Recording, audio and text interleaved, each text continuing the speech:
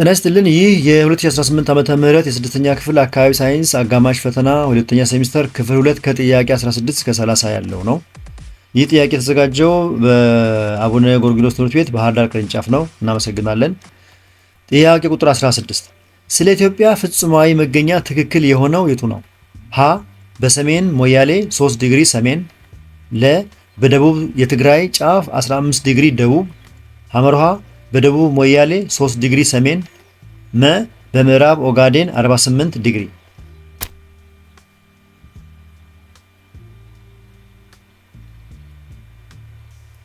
ትክክለኛው መልስ በደቡብ ሞያሌ 3 ዲግሪ ሰሜን የሚለው ነው።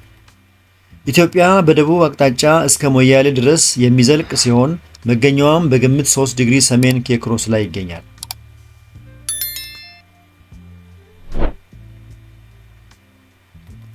17ኛ እግርን እና ክንፍን የያዘ የሶስት አጽቄ አካል ክፍል የቱ ነው? ሀ እምቢያ፣ ለ ራስ፣ ሐመሮሃ ህልጽ፣ መ ሆድ።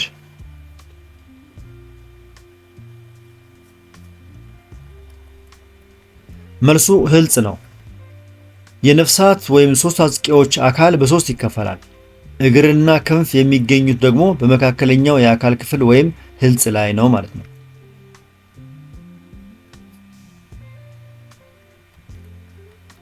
18ኛ ከህንድ ውቅያኖስ ክልል የሚመደበው ሀገር የቱ ነው? ሀ ኤርትራ፣ ለ ሩዋንዳ፣ ሐመሮሃ ሶማሊያ፣ መ ኮሞሮስ።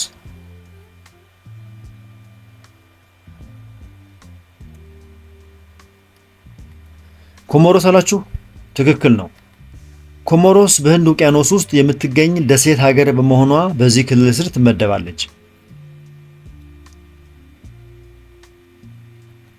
19ኛ ኢትዮጵያን በስተደቡብ የሚያዋስናት ሀገር የቱ ነው? ሀ ደቡብ ሱዳን፣ ለ ኬንያ፣ ሐመሮሃ ሱዳን፣ መ ኤርትራ።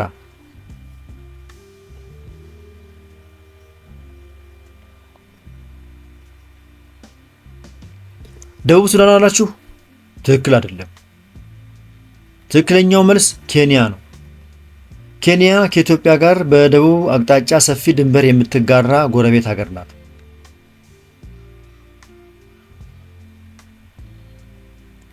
ጥያቄ ቁጥር 20 ምስራቅ አፍሪካ ስንት ሀገራትን ይዟል?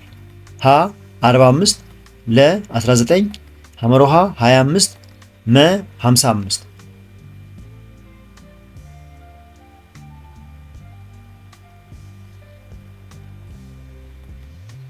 19 ካላችሁ ትክክል ነው።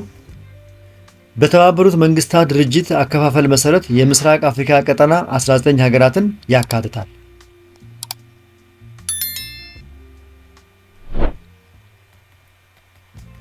ጥያቄ ቁጥር 21 ለተለያዩ ትራንስፖርቶች የሚያገለግለው የቅልመት አይነት የቱ ነው? ሀ ሰማያዊ፣ ለ ቀይ፣ ሐመሮሃ አረንጓዴ፣ መ ቢጫ።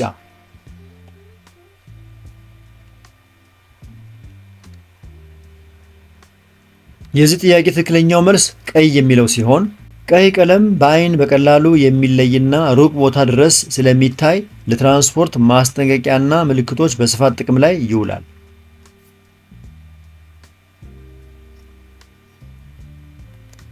ጥያቄ ቁጥር 22 የኢትዮ ሶማሊያ ርዝመት ስንት ነው? ሀ 840 ኪሎ ሜትር፣ ለ 310 ኪሎ ሜትር፣ ሐመሮሃ 760 ኪሎ ሜትር፣ መ 1600 ኪሎ ሜትር። የኢትዮ ሶማሊያ ርዝመት 1600 ኪሎ ሜትር ነው። ኢትዮጵያ ከጎረቤት ሀገራት ጋር ካሏት ድንበሮች ሁሉ ረዥሙ ከሶማሊያ ጋር የሚጋራው ሲሆን ርዝመቱም ወደ 1600 ኪሎ ሜትር ይጠጋል።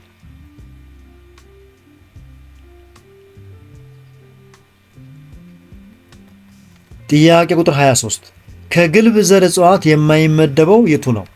ሀ ባቄላ፣ ለ ጽድ፣ ሐመሮሃ ፓይነስ፣ መ ሳይፕረስ።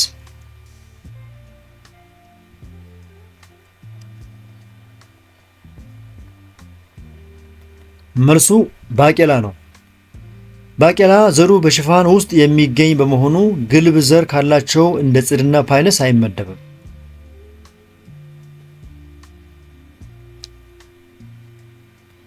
ጥያቄ ቁጥር 24 ሳተላይትን በመጠቀም የአንድን ቦታ መገኛ ለማወቅ የሚረዳ የኤሌክትሮኒክስ መሳሪያ ምን ይባላል? ሀ ጂፒኤስ፣ ለ ጎግል ካርታ፣ ሐመሮሃ ንድፈ ካርታ፣ መ ጎግል መሬት።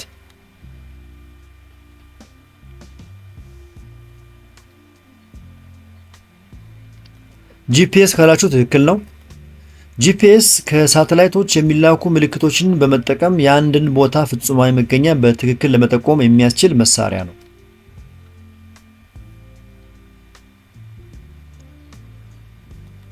የተከበራችሁ የዚህ ቻናል ተከታታዮች እስካሁን በቀረቡት ጥያቄዎች መልስና ማብራሪያዎች ላይ አስተያየት፣ ጥቆማ ወይም ጥያቄ ካላችሁ አስተያየት መስጫው ላይ አስቀምጡ። ከተመቻችሁ አሁኑ ሳትረሱ ላይክ አድርጉ። ሌሎቹ እንዲያገኙት ከፈለጋችሁ ሼር አድርጉላቸው። በዚህ ቻናል ላይ የተለያዩ የስድስተኛ ክፍል የሚኒስትሪና ሞዴል ጥያቄዎች ስለሚገኙ በቀላሉ እንዲደርሷችሁ ከፈለጋችሁ ቻናሉን አሁኑ ሳብስክራይብ አድርጉ። እየፈጠንኩ ወይም የዘገየው ከሆነ ቪዲዮን እያስቆማችሁ ተከተሉ።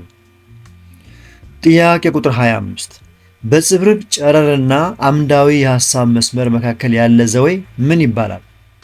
ሀ ጽብርቅ ጨረር፣ ለ እርፍ ዘዌ፣ ሐመሮሃ ጽብርቅ ዘዌ፣ መ እርፍ ጨረር።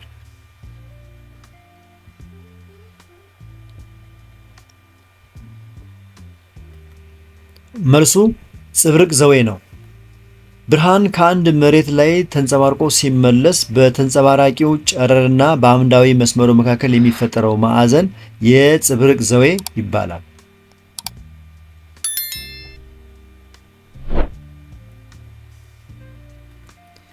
26ኛ በአየርና በወና ውስጥ የግለት ጉልበት መተላለፊያ መንገድ ምን ይባላል? ሀ ጨረራ፣ ለ ፍልክልክታ፣ ሐመሮሃ ንክኪ፣ መ ፍልክልክታና ንክኪ።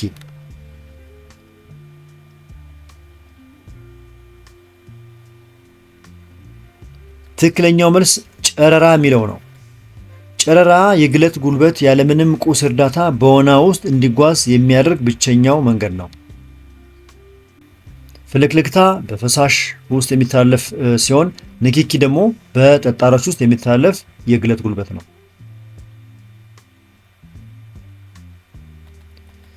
27ኛ ከሚከተሉት ውስጥ አሲዳማ ኦክሳይድ የቱ ነው? ሀ ዲኝ ትራይ ኦክሳይድ፣ ለ ካልሲየም ኦክሳይድ፣ ሐመርሃ መዳብ ኦክሳይድ፣ መ ውሃ።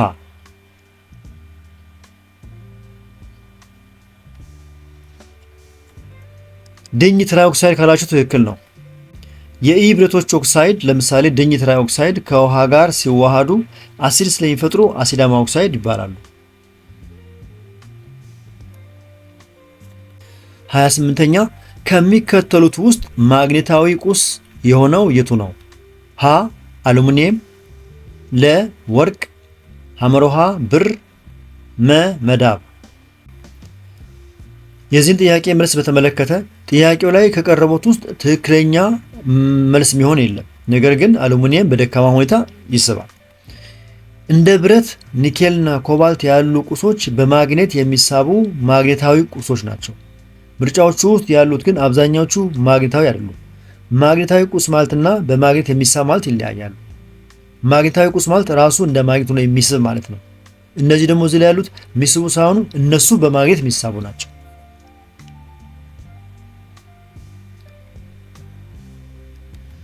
29ኛ ባለ አራት የፍርግርግ አሃዝ አገላለጽ የቱ ነው?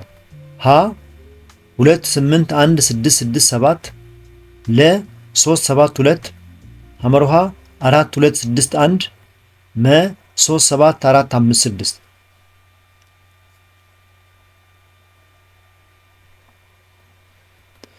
አራት 2 6 1 ካላችሁ ትክክል ነው። የፍርግርግ አሃዝ የአንድን ቦታ መገኛ ካርታ ላይ ለመጠቆም የሚያገለግል ሲሆን ባለ አራት አሃዝ ሲባል አራቱም ቁጥሮች ጎን ለጎን ተጽፈው የሚገኙበት ነው።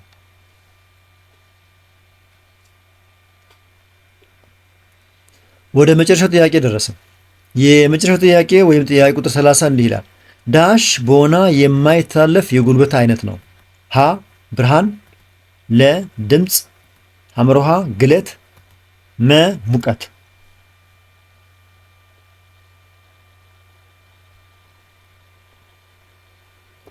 ድምፅ ካላችሁ ትክክል ነው። ድምፅ ለመጓዝ የግድ ቁስ ማለትም አየር ወይ ፈሳሽ ወይም ጠጣር ይፈልጋል ወይም ያስፈልገዋል። ስለዚህ በባዶ ቦታ ወይም በወና ውስጥ መጓዝ አይችልም ማለት ነው።